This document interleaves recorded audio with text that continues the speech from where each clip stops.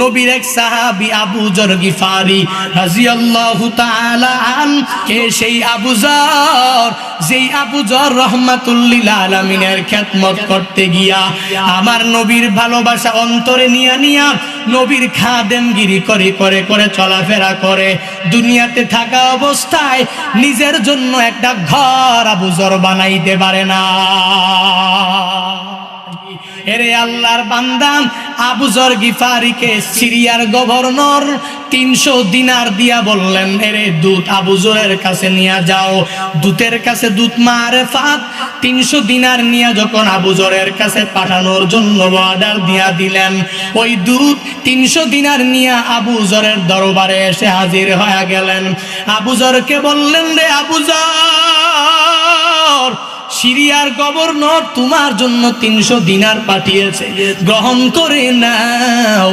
আমার তুমি ঠিক মতন দুনিয়াতে চলতে কষ্ট হয়ে যায়, এই 300 দিনারের মাধ্যমে ঘর বাড়ি নির্মাণ করে দুনিয়াতে সুন্দরভাবে জীবন যাপন করো।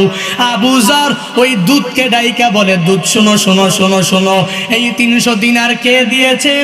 বলে সিরিয়ার গভর্নর আপনার জন্য পাঠিয়েছে। বলে এই 300 দিনার তোমার হাতের মধ্যেই রাখো, আর এই 300 দিনার নিয়ে তুমি সিরিয়ার গভর্নরের কাছে চলে যাও, তাকে গিয়া জানাইয়া দাও আবু যর রাহমাতুল লিল আলামিনের হাতে গড়া এমন এক সাহাবী। আবু যর দুনিয়াতে এই 300 দিনার তার কোনো প্রয়োজন নাই। আবু যর কি মনে করে, আবু যরের মনের মধ্যে কি চিন্তা, তুমি সিরিয়ার গভর্নরকে জানা দিবা এই 300 দিনারের আবু যরের কোনো প্রয়োজন নাই। আবু যরের প্রয়োজন হলো এই দুনিয়াতে থাকার জন্য ছোট্ট একটা কুড়ে ঘর হলেই চলবে, যাতে করে ছায়া পড়ে। সৌদি আরবের জমিন অনেক রৌদ্র, অনেক গরম, এই গরম ঠেকানোর জন্য যদি একটা সুশীতল ছায়া আবু যর ব্যবস্থা করতে পারে, আবু যরের ঘর লাগবে না, আবু যরের 300 দিনারের কোনো প্রয়োজন নাই। রহমাতুল লিল আলামিনের খাদেমগিরি করিয়া, রহমাতুল লিল আলামিনের খেদমত করিয়া করিয়া আমার মালিকের প্রিয় বান্দা হওয়ার জন্য আবু যর সর্বাবস্থায় কুড়ে ঘরে থাকাটাই নিজের জন্য পছন্দের মনে করে। সুবহানাল্লাহ বাড়ি যে কইন আরো জোরে। আবু যর গিফারি রাদিয়াল্লাহু তাআলা আনহু বলেন, এর দূত শুধু তাই না, 300 দিনার তো তুমি নিয়ে যাইবা, সিরিয়ার গভর্নরকে জানাইয়া দাও আবু যরের এই 300 দিনারের কোনো প্রয়োজন নাই। আবু যরের যদি একটা বকরি থাকে, এই বকরিটা সকালবেলা বের হয়ে যাবে, আবার রাতে আবু যর গিফারির ঘরের মধ্যে এসে ঢুকে যাবে। 2 নম্বরে আবু যরের পরনের মধ্যে যেই কাপড় তুমি দেখতেছো, এই পরিধানকৃত কাপড় ছাড়া আবু যরের আর কোনো কাপড় আর জামার কোনো প্রয়োজন নাই। শুধু তাই না, আবু যরের পাশে যদি একজন খেদমত করনেওয়ালা, শুধুমাত্র একজন খাদেম থাকে, তার সাথে সঙ্গ নিয়া নিয়া আবু যর চলাফেরা করবে। এই 3টা যদি থাকে, একটা বকরি আর একটা জামা, একটা খাদেম, আবু যরের জিন্দেগিতে আবু যরের আর কোনো কিছু লাগবে না। ও দূত তুমি সিনিয়র গভর্নরকে জানা দাও আবু যরের কেন লাগবে না। এই 300 দিনার যদি আমার হাতে এসে যায়, আমি এই 300 দিনার কোন খাতে ব্যয় করব? যদি আমি 300 দিনার হারাম খাতে ব্যয় করি, আমার মালিকের কাছে আমি হিসাব দিতে পারবো না। এজন্য আবু যর বলে, ও দূত তুমি ওই সিরিয়ার গভর্নরকে জানাইয়া দাও, এই টাকা পয়সা ধন সম্পদ এত কোনো কিছু আমার কোনো প্রয়োজন নাই, দুনিয়াতে বাড়ি গাড়ির প্রয়োজন নাই। আমি শুধু কিয়ামতের ময়দানে আমার মালিকের প্রিয় বান্দা হয়, আমি আবু যর আল্লাহ জান্নাতে যেতে চাই। কে সেই আবু যর গিফারি রাদিয়াল্লাহু তাআলা আনহু? রাহমাতুল লিল আলামিনের হাতে গড়া সাহাবীরা দুনিয়া বিমুখ ছিলেন, আমানতের খেয়ানত করে নাই। কারণ জানে আল্লাহ এই হাত দিয়েছেন, আল্লাহ এই পা দিয়েছেন, আল্লাহ ধন দৌলত টাকা পয়সা যা দিবেন এগুলার আমানতের খেয়ানত যদি করে ফেলি তাহলে আমি জান্নাতের অধিপতি হতে পারবো না, জাহান্নামী আমার হয়ে যাওয়া লাগবে। এজন্য আবু যর একদিন তার বন্ধু আবু দারদা রাদিয়াল্লাহু তাআলা আনহুর বাড়ির পাশ দিয়া যায়। আবু যর গিফারি তাকা দেখে আবু দারদা একটা ঘর নির্মাণ করতেছে। আবু যর যাচ্ছে পাশ দিয়া, তাকায়া দেখেন ঘর নির্মাণ করার জন্য পাথর কাজ কর্নেওয়ালারা পাথর মাথায় করে আনছে। একটা ঘর নির্মীয় বান্দা হওয়ার জন্য এই বাড়ির যতটুকু হয়েছে তার মধ্যেই বাড়িতে পরিসমাপ্তি ঘটা। নবীর সাহাবী আবু যর নবীর কত পাগল, আল্লাহর প্রিয় বান্দা হওয়ার জন্য আমানতের খেয়ানত হয়ে যাবে এই ভয়ে দুনিয়া বিমুখ থাকে। এরে বান্দা আমিও তো তুমিও তো আজ টাকা পয়সার পিছনেই দৌড়াইলাম, শুধু টাকা লাগবে, শুধু বাড়ি লাগবে, গাড়ি লাগবে, যশ লাগবে, খ্যাতি লাগবে, আমার প্রসিদ্ধি লাগবে, অন্যের চাইতে আমার অনেক বড় হওয়া লাগবে। এরে বান্দা না না, দুনিয়া বিমুখ হয় আখিরাতমুখী হয়ে যাও। এই দুনিয়াতে তুমিও থাকতে পারবা না, আমিও থাকতে পারবো না। এই দুনিয়াটা থাকার জায়গা না থাকতে তুমি পারবা না, আমি পারবো না। রহমাতুল লিল আলামিনের মতো আমানতদার হয়ে যাও। দুনিয়ার টাকা পয়সার জন্য, দুনিয়ার বাড়ি গাড়ির জন্য সুদ লেনদেন, ঘুষ লেনদেন বাদ দাও। দুনিয়ার টাকা পয়সার জন্য, দুনিয়াতে বাড়ি গাড়ি করার জন্য বান্দা দুনিয়ার মানুষের মনে কত আঘাত দিয়েছো, আমানতের খেয়ানত করেছো। আজকের এই মাহফিল থেকে তালিম নাও, যতদিন বান্দা দুনিয়ায় বাঁচবা আমানতের খেয়ানত করবা না। সর্বাবস্থায় আমানতদার বান্দাদের অন্তর্ভুক্ত হয়ে চলাফেরা করা লাগবে। রহমাতুল লিল আলামিনের মতন পরিপূর্ণ আমানতদার হওয়া লাগবে। আমার নবী নবুয়তের আগে কাফের বেঈমানরা আমার নবীর সাথে ট্যাগ লাগা দিল, আমার নবীর নাম লাগা দিল as-সাদিক, আমার নবীর নাম লাগা দিল আল আমিন। কেন লাগাইল? আমার নবীর মতো বড় আমানতদার কেউ, কথা বলেন না কেন? আমার নবীর মতো as-সাদিক, সত্যবাদী আর আমানতদার পৃথিবীতে আর কেউ হবে না, কেউ ছিল না, কেউ থাকবেও না নবীর মতো বড় আমানতদার। আমার নবী কত বড় আমানতদার, এরে আল্লাহর বান্দা ভালো করে শুনে নাও। আমার নবী মসজিদে নববীর দিকে যখন যাবে, মক্কা থেকে মদিনায় যখন আমার নবী হিজরত করে যাবে, তখন নবী মদিনায় যাওয়ার আগে রহমাতুল লিল আলামিনের কাছে আমানতের কোনো কমতি নাই। টাকা পয়সা কাফের বেঈমানরা নবীকে আমানতদার মনে করিয়া নবীর কাছে রেখেছেন, কারণ জানে নবী আমানতের খেয়ানত করবে। কথা বলেন না কেন? আমার নবী বলেন আমি তো মসজিদে নববীর দিকে অর্থাৎ মদিনার দিকে হিজরত করিয়া আমি পয়গম্বর চলে যাব। রহমাতুল লিল আলামিন ওই টাকা পয়সা যে আমানতগুলা কাফের বেঈমানরা রেখেছে, নবী আমানতের খেয়ানত তো করবে না। নবী তাদের কাছে কিভাবে এই আমানত পৌঁছায় দিবে? নবী হযরতে আলী রাদিয়াল্লাহু তাআলা আনহুকে বলে গেলেন, এরে আলী আমার বিছানায় শুয়ে থাকো, আর তোমার কাছে এই আমানতের টাকাগুলো রেখে গেলাম। হে আলী, আমরা সবাই ওই মদিনার দিকে চলে যাব। সবাই যাওয়ার পর এই আমানতের টাকাগুলা কাফের বেঈমানের কাছে দিয়া ও আলী তুমি মদিনার দিকে রওনা হয়ে যাবা, মক্কা থেকে মদিনায় তুমি হিজরত করে ফেলবা। আমার রহমাতুল লিল আলামিন হিজরত করার সময় পারতেন টাকাগুলা নিয়ে হিজরত করতে, কিন্তু না, নবী আমানতের খেয়ানত তো করে নাই। এজন্যই তো আমার নবীর উপাধি লাগা দিল আল আমিন, এজন্যই তো আমার নবীর উপাধি লাগা দিল as-সাদিক, সত্যবাদী, আর আমানতদার ট্যাগ লাগা দিল রহমাতুল লিল আলামিন। উম্মাহকে শিক্ষা দিয়া গেলেন, এরে আমার উম্মতের দল, আমানতের খেয়ানত তোমরা করবা না, আমানতের খেয়ানত করবা না। কেউ আমানত রাখলে তার কাছে আমানত বুঝা দিবা। বান্দা, আল্লাহ আদেশ দিয়া দিলেন আহলের কাছে আমানত পৌঁছায়া দাও। রাহমাতুল লিল আলামিন তার আল আমিন উপাধির মাধ্যমে গোটা উম্মাহকে জানায়া দিলেন তোমরা আমানত পরিপূর্ণ আহলের কাছে পৌঁছায়া দাও।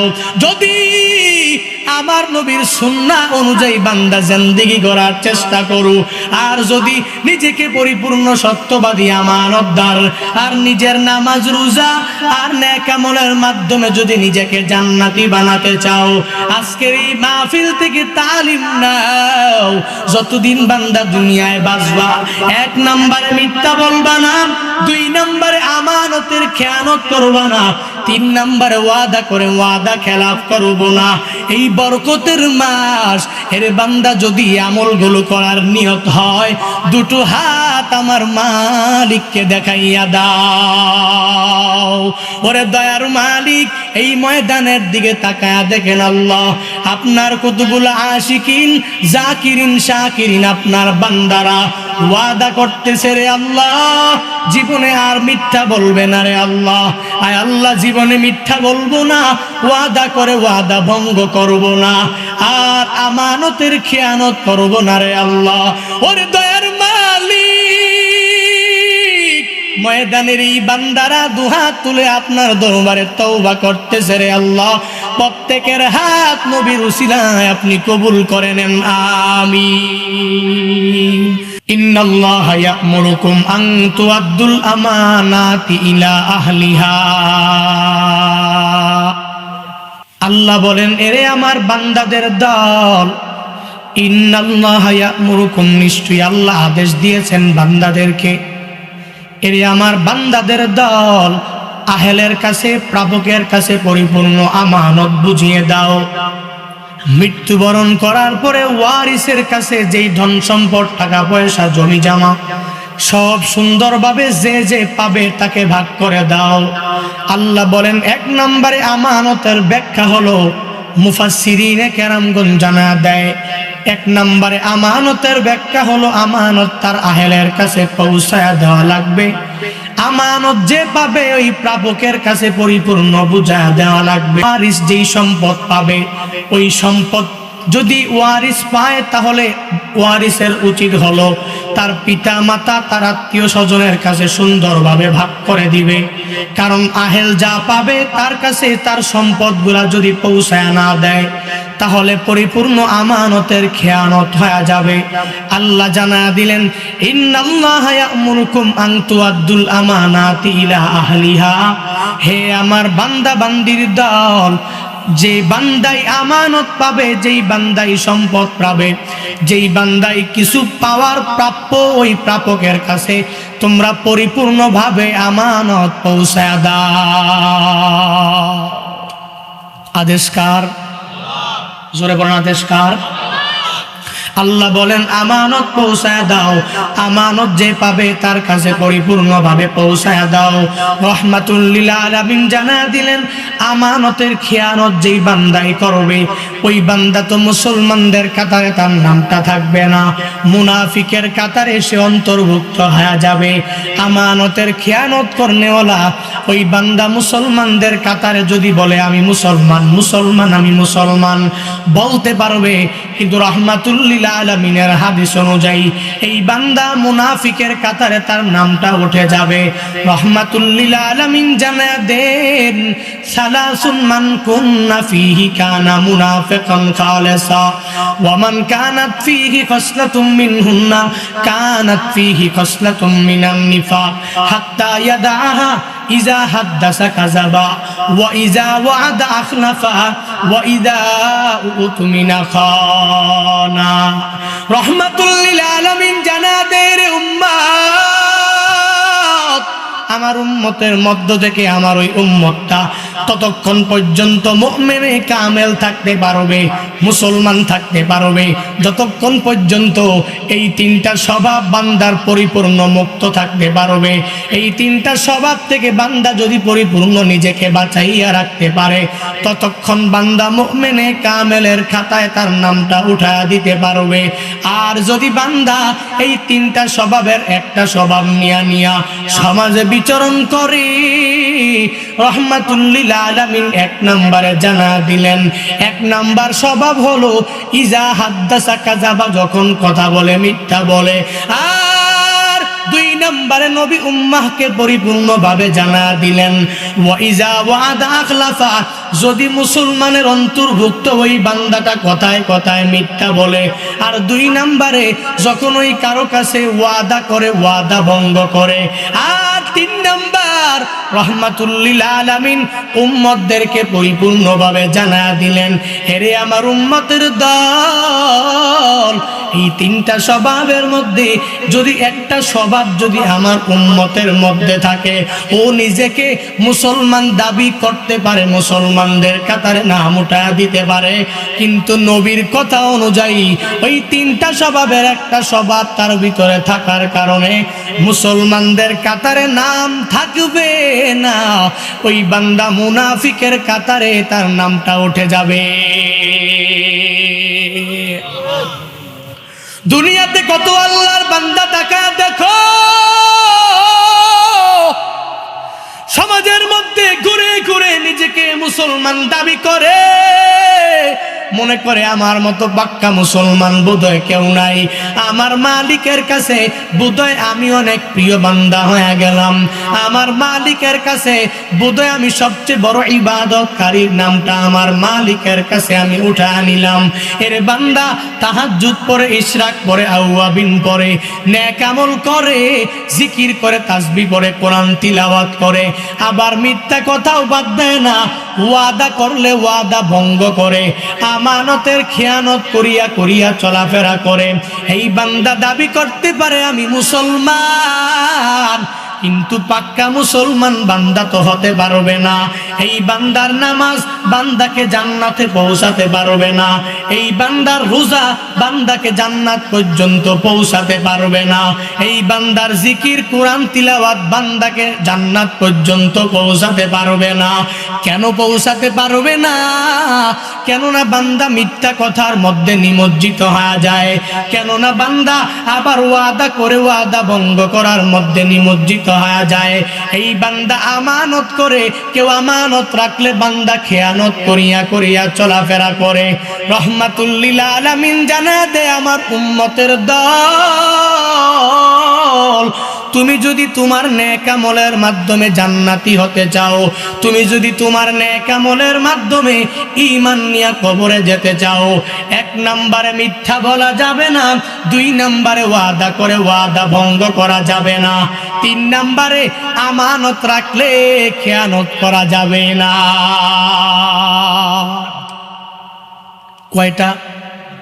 কয়টা স্বভাব? তিনটা স্বভাব যদি আমি পরিপূর্ণ বাদ দিতে পারি, তাহলে বোধহয় আমার নেক আমল আমার কাজে আসবে, আমার নামাজ রোজা নেক আমলের মাধ্যমে আমি পরিপূর্ণ জান্নাতি হয়ে যেতে পারবো। এর বান্দা পরিপূর্ণ আমানতদার হওয়া লাগবে। এক নম্বরে আমানতের অর্থ হলো, বলে আমানত কেউ আমার কাছে টাকা রাখলো, আহলের কাছে পৌঁছায়া দেওয়া লাগবে। এই টাকার মালিক তো আমি না, এই টাকার মালিক তো ওই প্রাপক যে আমার কাছে টাকাটা আমানত রেখেছে, আমি তো টাকার মালিক না। এই টাকাটা পরিপূর্ণ প্রাপকের কাছে পৌঁছায়া দেওয়া লাগবে। এক নম্বরে আমানতের এই অর্থটা বান্দা বোঝা গেল। দুই নম্বরে আমানতের দুই নাম্বার ব্যাপক অর্থের মধ্যে দুই নাম্বার অর্থ হলো, আমার এই বডি, আমার এই মাথা, আমার এই পা, আমার এই হাত, আমার পুরা বডিটাই আমার মালিকের কাছে আমানত। আমি আমার মাথা দিয়া যদি ভালো ভালো চিন্তা ভাবনা করি, আমার মালিককে নিয়ে গবেষণা না করিয়া মালিকের সৃষ্টি নিয়ে যদি গবেষণা করতে পারি, তাহলে আমার আমানতের খেয়ানত হবে না। আমি যদি হাত দিয়া ভালো ভালো কাজ করি, তাহলে হাত দিয়া ভালো কাজ করার কারণে আমানতের খেয়ানত হবে না। আমি যদি পা দিয়া খারাপ কাজ না করে ভালো ভালো কাজগুলো করি, তখন আমার পায়ের মাধ্যমে ভালো ভালো কাজগুলো করার কারণে আমানতের ঘরের খেয়ানত হবে না। আমার এই পুরা বডিটাই আমার মালিকের কাছে আমানতদার বডি বলে বিবেচিত হয়ে যাবে। আমি যখন 5 বেলার নামাজ পড়ব, আমি যখন রোজা রাখবো, নেক আমল করব, আমার পুরা বডিটাই আমার মালিকের কাছে আমানতদার বডি হয়ে যাবে। এর বান্দা, দুনিয়াতে আল্লাহ যেই ধন সম্পদ বান্দাকে দেয়, বান্দাকে টাকা পয়সার মালিক বানায়, আল্লাহ বান্দাকে এই আমানত হিসাবে টাকাটা দেয়। এই বান্দা যদি ধন দৌলত পাওয়ার পরে আমার মালিককে ভুলে নামাজ বাদ দিয়া দেয়, এই বান্দা ধন দৌলত পাওয়ার পরে যদি রোজা বাদ দিয়া দেয়, নেক আমল বাদ দিয়া দেয়, দুনিয়াতে ঘুরে ঘুরে তাকাইয়া দেখো, দুনিয়াতে কত আল্লাহর বান্দা টাকাওয়ালা হওয়ার পরে আগে অনেক গরিব ছিল, হঠাৎ করে আল্লাহ তাআলা ধনী বানা দিয়েছে। আগে সকাল বেলার খানা জোগাড় করলে দুপুরে খানা জোগাড় করতে পারতো না, অন্যের বাড়ি কাজ করে করে কোন রকম জিন্দেগি চালাইতো। কিন্তু আমার রব, আমার মালিক কোনো এক দুয়ার বরকতে, আগে কোনো সন্তান বাহিরে ছিল না, আল্লাহ দুয়ার বরকতে কারো মাধ্যমে 3টা ছেলে 4টা ছেলে আল্লাহ প্রবাসের জিন্দেগিতে পাঠানোর কারণে এই বান্দাকে আমার আল্লাহ ধন দৌলতের অধিকারী বানিয়েছে। এই বান্দা ধন দৌলত পাওয়ার পরে মনে করে আমার মতো ধনীওয়ালা এলাকায় কেউ নাই, মনে করে আমার মতো টাকাওয়ালা এলাকার মধ্যে কেউ নাই। দুনিয়ার প্রতিবেশীর সাথে আশেপাশের লোকদের দেখলেই আর চোখে তাকায় আসে না। হঠাৎ করে বড় লোক হয়ে গেছ, এর বান্দা আমানতের খেয়ানত করিও না। আল্লাহ এই আমানত বান্দা তোমাকে ধন দৌলত দিয়েছে, আল্লাহ দিয়া দিয়া দিয়া দিয়া বান্দা তোমাকে চেক করে আর পরীক্ষা করে তুমি কি আমানতের খেয়ানত করো, নাকি আমানত পাওয়ার পরেও মাওলাকে না বলে নামাজে দাঁড়াইয়া যাও। তুমি কি আমানতের খেয়ানত করো, নাকি আমানত পাওয়ার পরে টাকা পয়সাওয়ালা হওয়ার পরে ধন দৌলতওয়ালা হওয়ার পরে নাকি আবার রোজার মধ্যে নিমজ্জিত হয়ে যাও। এর বান্দা আমার আল্লাহ পরীক্ষা করেন তোমাকে ধন দৌলত দেওয়ার পরে তুমি কি ধন দৌলত পাওয়ার পরে অহংকারী আবার হিংসুক যদি না হয়ে যাও, যদি হয়ে যাও আল্লাহ তোমার ধন দৌলত ছিনা নিবে, তোমার ওই টাকা পয়সার আমানতের খেয়ানত বান্দা পরিপূর্ণ হয়ে যাবে। এরে আল্লাহর বান্দা, দুনিয়াতে তো কোনো কত আল্লাহর বান্দা টাকা পয়সা ধন দৌলতের জন্য শুধু বলে আমার দুনিয়াতে টাকা লাগবে, পয়সা লাগবে। আল্লাহ তো বান্দাকে আমানত হিসাবে এই টাকা পয়সা আল্লাহ সব সময় দেয় না। এমন এক সময় আল্লাহ বান্দাকে রিজিক দিবে, বান্দা বলতে পারবে না। এক সময় আল্লাহ ধনী বানা দিবেন, এই বান্দা গরিব ছিল আল্লাহ এক সময় উঠা দিবে। হায় হতাশ করলে হবে না, আল্লাহর কাছে দুনিয়া চাওয়াও লাগবে না। যদি বান্দা আখিরাত চেয়ে চেয়ে আমানতদার হয়ে চলতে পারে, তাহলে আমার রব, আমার মালিক এই বান্দাকে একদিন না একদিন দুনিয়াতে সম্মানের অধিপতি আল্লাহ বানায়া দিবে। ইয়া এলাহি মিকুনাত শামসু কমার, ইয়া এলাহি মিকুনাত শাজরু হাজার, ইয়া এলাহি মিকুনাত আরদু সামা, ইয়া এলাহি মিকুনাত জাওয়া হাওয়া। সুতরাং এই বডি কার পক্ষ থেকে আমানত? কথা বলেন না কেন? আল্লাহ যে ধন দৌলত দেয়, এই ধন দৌলত টাকা পয়সা আমার মালিকের পক্ষ থেকেই আমানত। এই আমানতের খেয়ানত করা যাবে না। দুনিয়াতে টাকা পয়সা ধন দৌলতের জন্য দুনিয়ার পিছনে ছুটা যাবে না। সাহাবায়ে কেরামরা দুনিয়ার মায়া ছেড়ে দিয়া, দুনিয়ার বাড়ি গাড়ি ছেড়ে দিয়া, দুনিয়ার টাকা পয়সার মহাব্বত ছেড়ে দিয়া রহমাতুল লিল আলামিনের মহাব্বত অন্তরে নিয়া দুনিয়ার টাকাকে সাহাবায়ে কেরাম দুনিয়ার দ্বন্দ্ব-দৌলতকে সাহাবায়ে কেরাম দ্বন্দ্ব-দৌলত মনে করে নাই। দুনিয়ার জায়গা জমিন, দুনিয়ার টাকা পয়সা, দুনিয়ার সম্মান মর্যাদা প্রতিপত্তি কেউ দুনিয়াতে সাহাবায়ে কেরামরা এগুলা মনে করে নাই। সাহাবায়ে কেরাম হবে আমাদের অনুকরণীয় আদর্শ, রহমাতুল লিল আলামিন হবে আমাদের অনুকরণীয় আদর্শ। এই ক্ষেত্রে চলার ক্ষেত্রে তাবিঈন, তাবে তাবিঈন, আইম্মায়ে মুজতাহিদিন তারা হবে অনুকরণীয় আদর্শ। এদের আদর্শ মেনে মেনে আমাদের জিন্দেগি গঠন করা লাগবে। সাহাবায়ে কেরাম কেমন দুনিয়া বিমুখ কেমন দুনিয়া বিমুখ ছিল। তারা আখিরাতের প্রতি আখিরাতের বিশ্বাস অন্তরে নিয়া জান্নাত পাওয়ার জন্য সাহাবায়ে কেরামরা সর্বস্ব বিলীন করে দিয়েছে। নিজে চলতে পারে নাই, নিজে ঠিক মতন খাওয়া দাওয়া করতে পারে নাই, পাথর বুকের মধ্যে বেঁধেছে, তবুও অন্যের আমানতের মধ্যে হাত দেয় নাই। কারণ মনের মধ্যে চিন্তা কিয়ামতের ময়দানে আমি জান্নাতি হব নাকি জাহান্নামী হব। যদি জাহান্নামী হয়ে যায়, ওই জাহান্নামের আগুন আমি কঠিন কালেও সহ্য করতে পারবো না। আমার মালিকের প্রিয় বান্দা হওয়ার জন্য যেই কাজগুলো আমার করা লাগবে ওই কাজগুলো আমার করতে হবে। কারণ আমি জান্নাতে যাওয়া লাগবে, আমার নবীর খাঁটি সাহাবী আমার হওয়া লাগবে। নবীর সাহাবী কেমন দুনিয়া বিমুখ। নবীর এক সাহাবী আবু যর গিফারি রাদিয়াল্লাহু তাআলা আন, নবীর এক প্রথিতযশা সাহাবীর নাম। কে সেই আবু যর? যেই আবু যর রহমাতুল লিল আলামিনের খেদমত করতে গিয়া আমার নবীর ভালোবাসা অন্তরে নিয়া নবীর খাদেমগিরি করে চলাফেরা করে। দুনিয়াতে থাকা অবস্থায় নিজের জন্য একটা ঘর আবু যর বানাইতে পারে না। আমার মালিকের প্রিয় বান্দা হওয়ার জন্য আবু যর, আমার রহমাতুল লিল আলামিনের প্রিয় সাহাবী হওয়ার জন্য আবু যর গিফারি দুনিয়াতে থাকা অবস্থায় ঘর বানাইতে পারে নাই। এরে আল্লাহর বান্দা, আবু যর গিফারিকে সিরিয়ার গভর্নর এক সময় বললেন, সিরিয়ার গভর্নর 300 দিনার দিয়া বললেন, এরে দূত আবু যরের কাছে নিয়ে যাও। দূতের কাছে দূত মারেফাত 300 দিনার নিয়ে যখন আবু যরের কাছে পাঠানোর জন্য অর্ডার দিয়া দিলেন, ওই দূত 300 দিনার নিয়ে আবু যরের দরবারে এসে হাজির হয়ে গেলেন। আবু যরকে বললেন, রে আবু যর, সিরিয়ার গভর্নর তোমার জন্য 300 দিনার পাঠিয়েছে, গ্রহণ করে নাও। আমার তুমি ঠিক মতন দুনিয়াতে চলতে কষ্ট হয়ে যায়, এই 300 দিনারের মাধ্যমে ঘর বাড়ি নির্মাণ করে দুনিয়াতে সুন্দরভাবে জীবন যাপন করো। আবু যর ওই দূতকে ডাইকা বলে, দূত শোনো শোনো শোনো শোনো, এই 300 দিনার কে দিয়েছেন? বলে সিরিয়ার গভর্নর আপনার জন্য পাঠিয়েছে। বলে এই 300 দিনার তোমার হাতের মধ্যেই রাখো,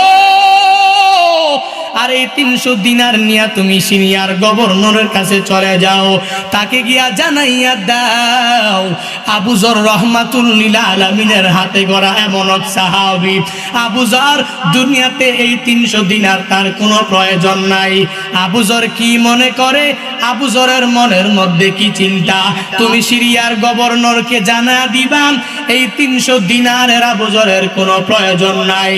আবু যরের প্রয়োজন হলো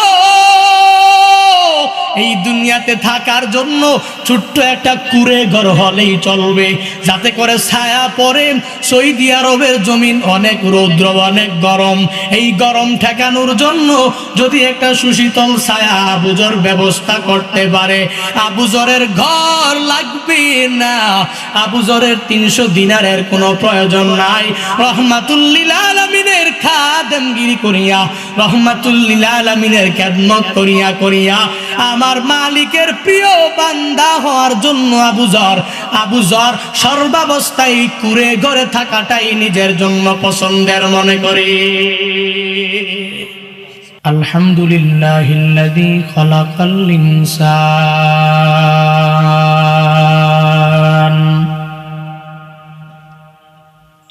ওয়া কাররামা ওয়া আল্লামাহু মিনাল বায়ানি মা লাম ইয়ালাম فسبحان الذي لا يحصى امتنانه باللسان ولا بالقلم وأشهد أن لا إله إلا الله وحده لا شريك له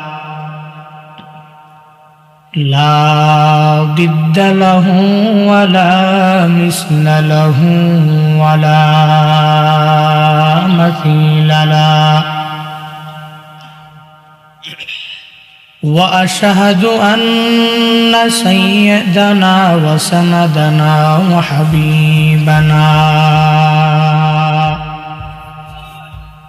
وحبيب ربنا وطبيبنا وطبيب قلوبنا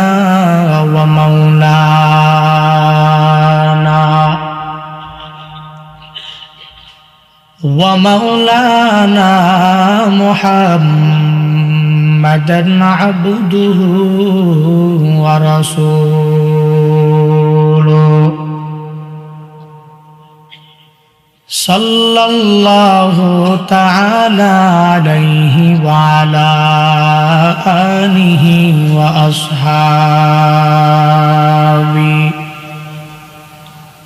وأصحابه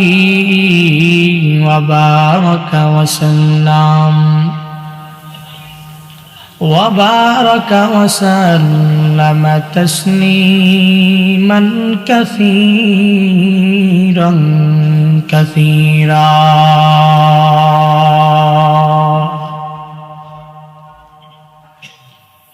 الذي أرسله الله تعالى بالحق بشيرا ونذيرا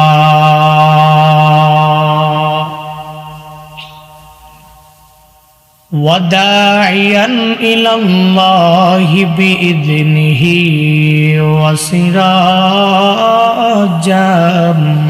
منيرا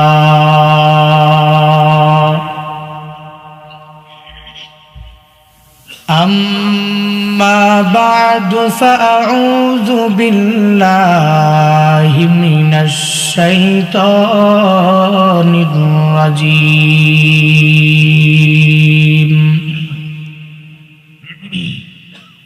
بسم الله الرحمن الرحيم يا أيها الذين آمنوا لا تخونوا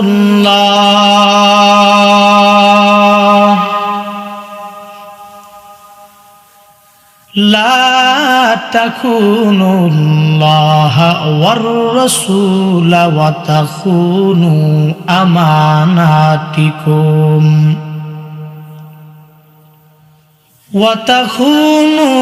أماناتكم وأنتم تعلمون.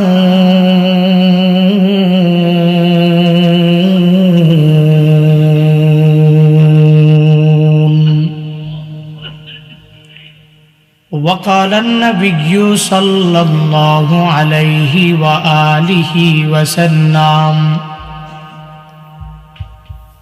ثلاث من كن فيه كان منافقا خالصا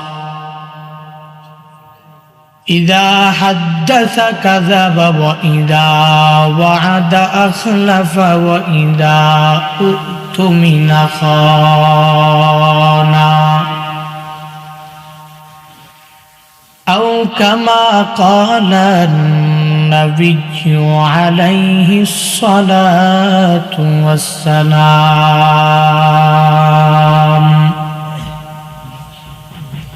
صدق الله مولانا العظيم وصدق رسوله النبي الكريم.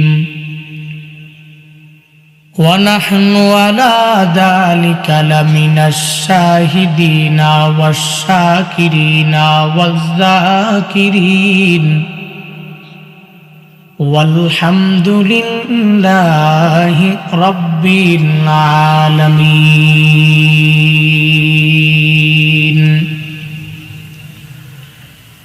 اللهم صل على محمد عدد ما في علم الله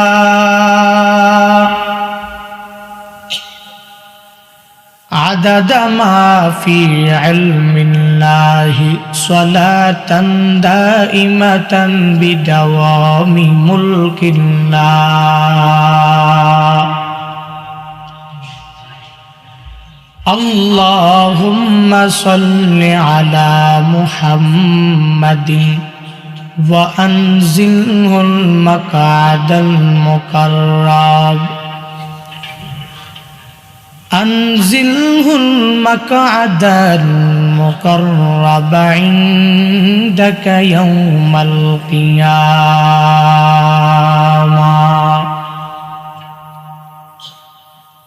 سبحانك لا علم لنا إلا ما علمتنا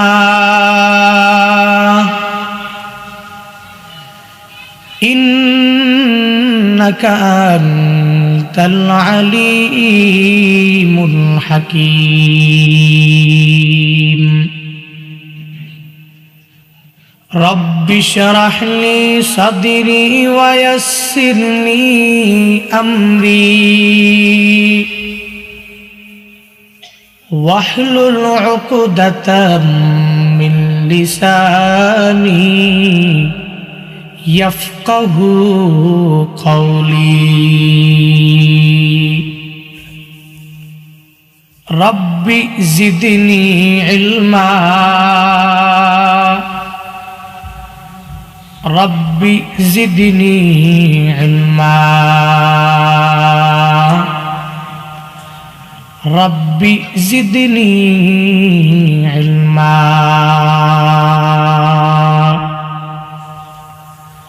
رب يسر ولا تعسر وتمم علينا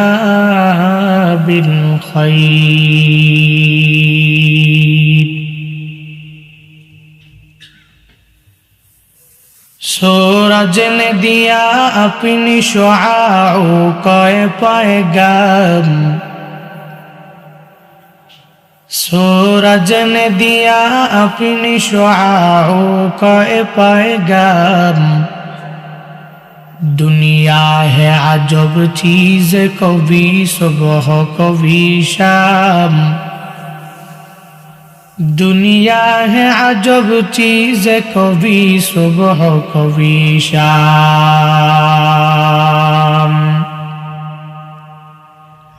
दुनिया में हो दुनिया का तलबगार नहीं हो दुनिया में हो दुनिया का तलबगार नहीं हो. बाजार से गुजर और खरीदार नहीं हो बाजार से गुजर और खरीदार नहीं हो. আজকের মাহফিলে যারা বয়ান করেছেন সামনে করবেন প্রত্যেকের জন্যই দোয়া করি. বারাকাল্লাহু ফি হায়াতিহিম ওয়া ইলমিহিম ওয়া আমালিহিম. সকলে বলি আমিন. আরো জোরে বলি আমিন. এই দোয়া অনেক গুরুত্বপূর্ণ একটা দোয়া. এই দোয়ার মর্মবাণী আর ব্যাখ্যা যদি আমি আর আপনি বুঝতাম তাহলে আমিন এত জোরে বলতাম গলা যদি ফাইটাও যাইতো কোনো অসুবিধা হতো না. আমি যেই দোয়াটা পড়েছি এই দোয়া শুধুমাত্র কেবলমাত্র কোনো একজন বক্তার জন্য করিনি. আমি যেই দোয়া করেছি শুধুমাত্র কেবলমাত্র কোনো শ্রোতার জন্য করিনি, শুধুমাত্র মাহফিল কমিটির জন্য করিনি, বরং প্রত্যেকের জন্য আওয়ামভাবে আমভাবে প্রত্যেক সাধারণ সর্বসাধারণের জন্য বক্তার জন্য সবার জন্য যেই দোয়াটা করেছি তা হলো আল্লাহ তাআলা বক্তা শ্রোতা প্রত্যেকের ইহকালীন জিন্দেগি এবং আখিরাতে কল্যাণ দান করো। আরো জোরে বলেন আমিন। এর থেকে বড় আর কোনো দোয়া আছে? হ্যাঁ, এর থেকে বড় তো আর কোনো দোয়া হতে পারে না। জীবনে কি চাই আমি? Most richest people in Chandina or in Kumilla or in Bangladesh. যদি আল্লাহ তাআলা আমাকে আমার উপজেলার অথবা আমার জেলা অথবা এই বাংলাদেশের কয়েকজন ধনীওয়ালাদের মধ্য থেকে একজন ধনী আল্লাহ যদি আমাকে বানায় দেয়, পৃথিবীর কোন মানুষের কাছে আমার হাত পাতা লাগবে না। এক কথায়, যদি আমাকে অনেক বড় ধনীওয়ালা টাকাওয়ালা সামর্থ্যওয়ালা বানায়া দেয়, আর যদি কিয়ামতের ময়দানে আল্লাহ আমাকে আপনাকে জান্নাতের মেহমান বানায়া দেয়, তাহলে পৃথিবীতে আর কোনো কিছু লাগবে আমার? কথা বলে না, কিছু লাগবে আর? দুনিয়াতেও ধনী, কিয়ামতে জান্নাতের মালিক। সুবহানাল্লাহ। আর কি লাগবে আমার? আর কি চাই? এই যে দৌড়াইতেছি, এখানে যাইতেছি ওখানে যাইতেছি, বিভিন্ন কাজে নিমজ্জিত হচ্ছি, মিথ্যা কথা বলছি, সুদ ঘুষ লেনদেন করতেছি, মন যা চায় তাই করছি, যেখানে মন চায় সেখানেই টাকা আনার জন্য এটা কি হালাল না হারাম সব কোনো যাচাই বাছাই নাই, খাচ্ছি, সন্তানদেরকে খাওয়াচ্ছি, পরিবার চলছে। এক নাগাড়ে শুধু একটাই আশা, কিছু টাকাওয়ালা, কিছু সামর্থ্যওয়ালা হব, ঠিক না? কিছু ধন দৌলতের মালিক হব। তো আল্লাহ যদি আমার এমনিতেই যদি ধনী বানায় দেয়, হায় হতাশ করা ছাড়া, আল্লাহ যদি আমাকে এমনিতেই দুনিয়াতে ধনী বানায় দেয় আর আখিরাতে জান্নাতের মালিক বানায় দেয়, তাহলে আর কিছু লাগবে? মানুষের মনের আশা তো দুইটাই। আজকের মাহফিলে আপনারা এসেছেন কি নিয়ত? তাবারুকের জন্য? বিরিয়ানির জন্য? যাবার সময় 500 টাকা করে পকেটে দিয়া দিবে? হ্যাঁ, না। অথচ এই যে সারা দেশব্যাপী দৌড়াচ্ছি, প্রতিদিন নতুন নতুন জেলার সাথে, নতুন নতুন উপজেলার সাথে পরিচয়। ওদিন গাড়ি নিয়ে যাচ্ছি, রাস্তা খুব সংকীর্ণ, চিকন, ছোট রাস্তা। মাহফিল কমিটিরা বলছে একটা, কাজে আরেকটা, কোথায় একটা, কাজে আরেকটা। হুজুর, স্টেজ পর্যন্তই গাড়ি আসবে, কিন্তু গাড়ি যাইতে অবস্থা টাইট, রাস্তা চিকন, যাচ্ছি, কষ্ট হয়ে যাচ্ছে, বিশাল লং জার্নি করে। একটু পরে হঠাৎ দেখলাম যে বিশাল এক মিছিল আসছে। কিসের মিছিল?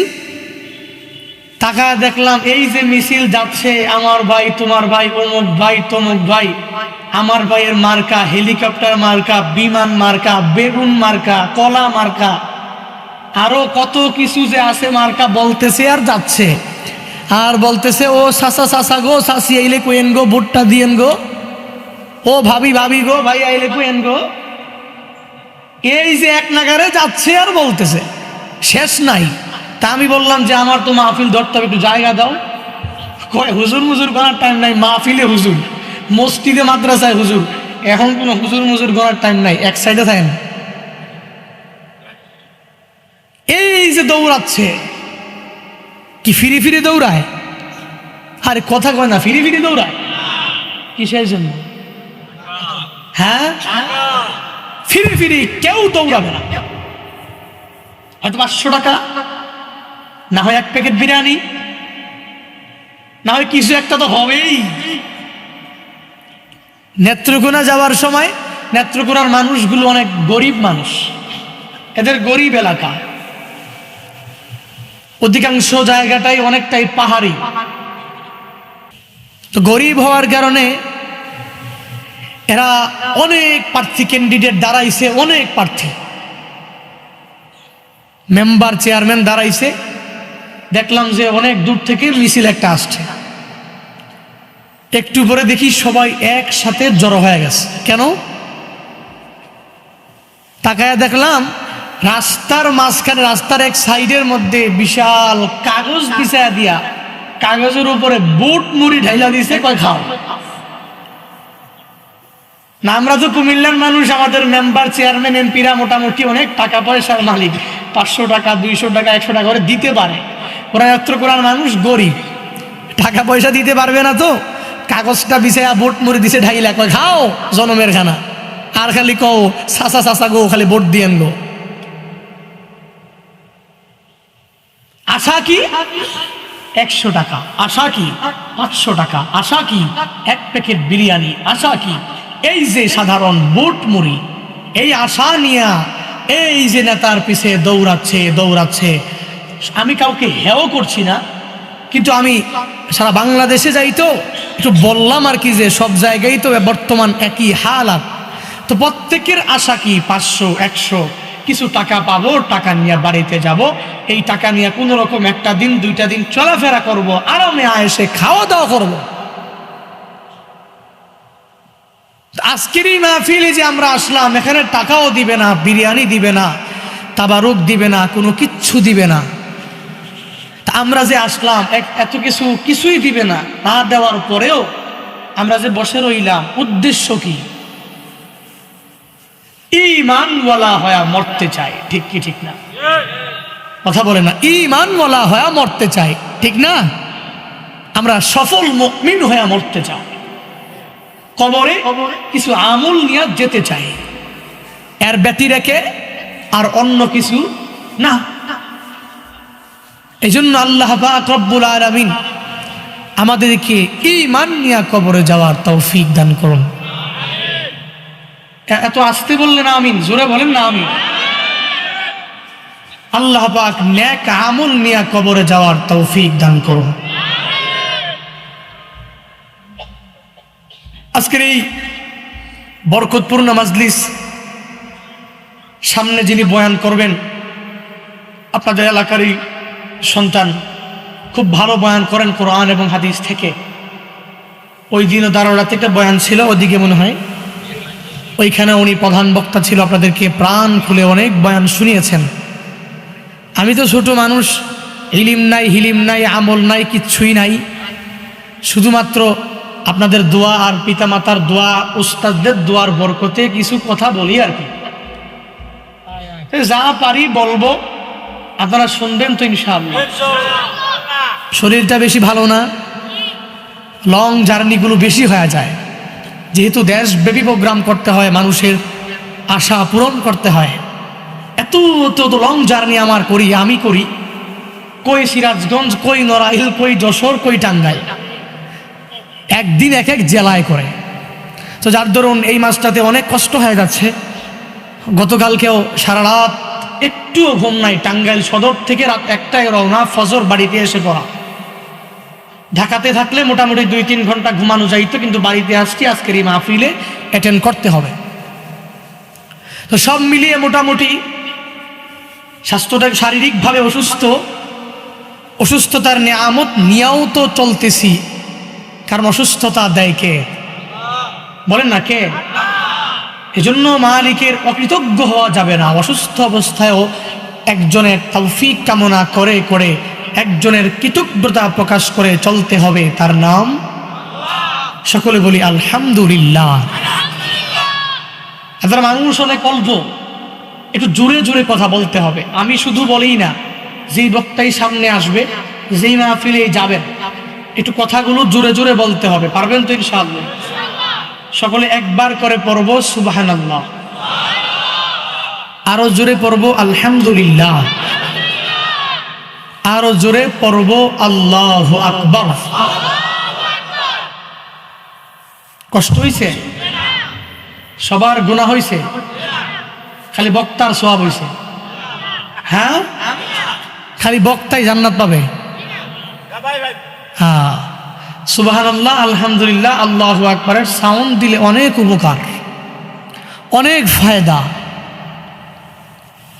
রাহমাতুল লিল আলামিন বলেন, আমার উম্মতের মধ্য থেকে যদি কোনো উম্মত মুখ দিয়া একবার উচ্চারণ করে, একবার যদি পড়ে সুবহানাল্লাহ, একবার যদি পড়ে আলহামদুলিল্লাহ, একবার যদি মুখ দিয়া উচ্চারণ করে আল্লাহু আকবার, আসমান থেকে জমিন পর্যন্ত যত খালি জায়গাগুলো আছে, কোন ধনী আল্লাহওয়ালা বান্দা যদি ওই খালি জায়গাগুলা পিওর খাঁটি স্বর্ণ দিয়া ভরাট করিয়া আল্লাহ রাস্তায় দান করে দেয়, ওই ধনীওয়ালার আমুলনামার মধ্যে যেই সওয়াব হবে, একবার সুবহানাল্লাহ বলনেওয়ালা, একবার আলহামদুলিল্লাহ বলনেওয়ালা, একবার আল্লাহু আকবার বলনেওয়ালার আমলনামায় তার সমপরিমাণ সওয়াব আমার আল্লাহ দিয়া দিবে।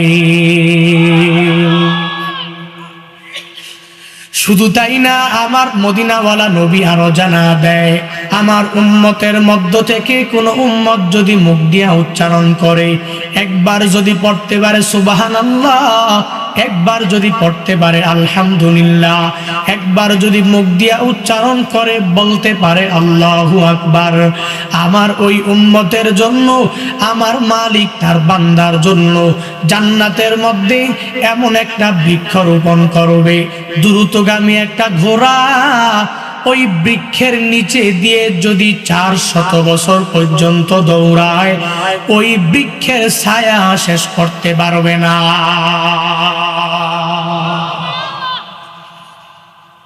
সুবহানাল্লাহর ফজিলত আছে না নাই?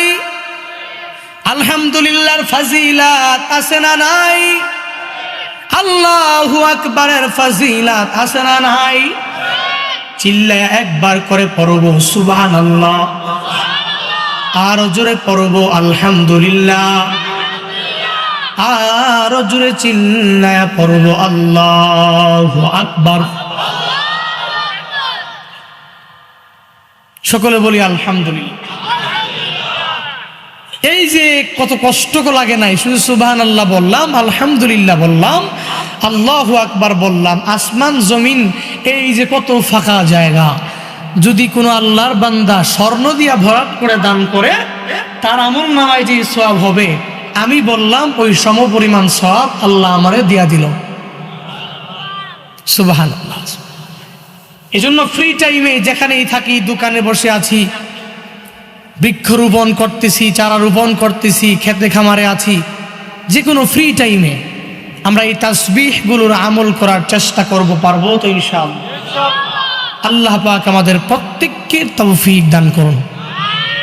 আরো জোরে বলেন আল্লাহ তাআলা এই তো সুন্দর বডি আমাদেরকে দান করেছেন, এই যে মাথা, হাত, পা দান করেছেন, এগুলো আল্লাহর পক্ষ থেকে আমানত, এগুলোর খেয়ানত করা যাবে না। খেয়ানত কখন হবে? যখন আমি হাত দিয়ে গুনাহের কাজ করব। পায়ের খেয়ানত কখন হবে? যখন পা দিয়ে গুনাহের দিকে দৌড়িয়ে যাব। কানের খেয়ানত কখন হবে? যখন কান দিয়ে আমি অশ্লীল গান বাজনা শুনব। চোখের খেয়ানত তখনই হবে যখন আমি চোখ দিয়া অশ্লীল গান বা অশ্লীল ভিডিও দেখব। আমার মুখের খেয়ানত তখনই হবে যখন আমি মুখ দিয়া গালিগালাজ করব, কাউকে দেখলেই তার ব্যাপারে কুধারণা, গীবতের মধ্যে নিমজ্জিত হয়ে যাব। আল্লাহর পক্ষ থেকে হাত, পা, এই পুরা বডিটাই হচ্ছে আমানত। এগুলোর খেয়ানত করা যাবে না। কথা বলেন না, খেয়ানত করা যাবে? আর আল্লাহ তো আমানতের ব্যাপক অর্থ হিসাবে আল্লাহ কালামুল্লাহ শরীফে বিভিন্ন আয়াতকে বিচ্ছিন্নভাবে, বিক্ষিপ্তভাবে আল্লাহ তাআলা পবিত্র কালামুল্লাহ শরীফের বিভিন্ন আয়াত রাহমাতুল লিল আলামিনের উপরে নাজমান নাজিল করেছেন এই আমানতের ব্যাপারে। আমরা তো মনে করি আমানত মানে হচ্ছে টাকা পয়সা কারো কাছে রাখলাম, সে যদি আমাকে দেয় আমানতদার, না দিলে খেয়ানতকারী। ঠিক কি ঠিক না? কথা বলেন না কেন? এটাই তো মনে করি, কিন্তু মূলত তো এটা না। মূলত আমানতের ব্যাপক অর্থ রয়েছে, ব্যাপক অর্থ। আর আমানতের ব্যাপক অর্থের মধ্যেই রয়েছে এক নম্বরে তো প্রথম অর্থটাই হলো যে আমানতগুলো তার আহেলের কাছে, তার প্রাপকের কাছে পরিপূর্ণ বুঝিয়ে দেওয়া লাগবে।